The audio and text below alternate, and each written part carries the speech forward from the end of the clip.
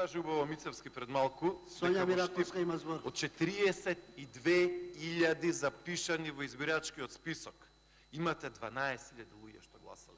Во најголемиот град од Источна Македонија, уште еднаш, од 42.000 на избирачки список, 12.000 врекле терејте.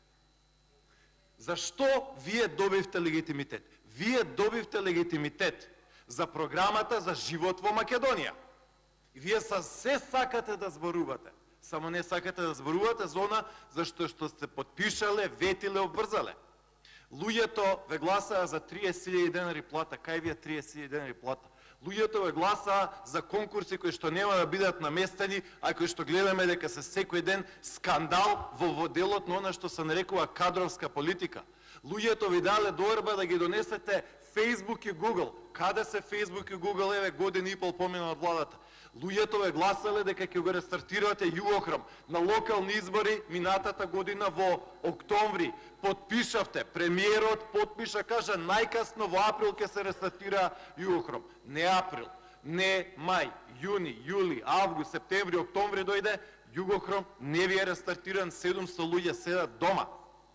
Вие добивте одговорност и преземавте обврска дека ќе зголемувате плати и пензии, абер нема тоа. Вие добивте одговорност и се обврзавте, почитувана Мираковска, да ги подобрувате состојбите. Имаме катастрофа невидена до сега.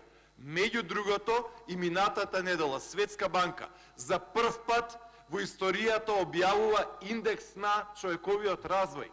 Каде е Македонија?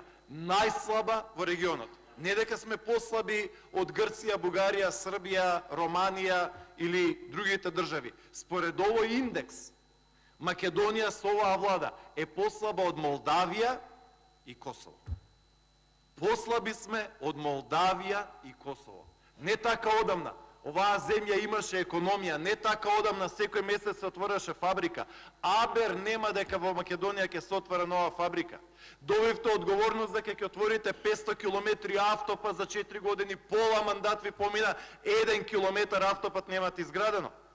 1 километар. Само ставивте знакови на она кај Смоквица, Гевгелија и ништо друго.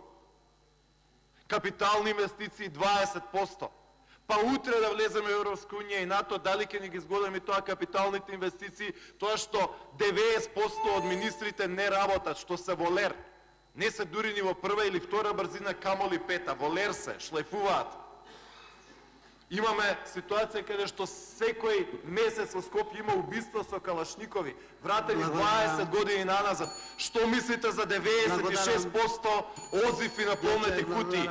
20 години ни е вратена државата назад.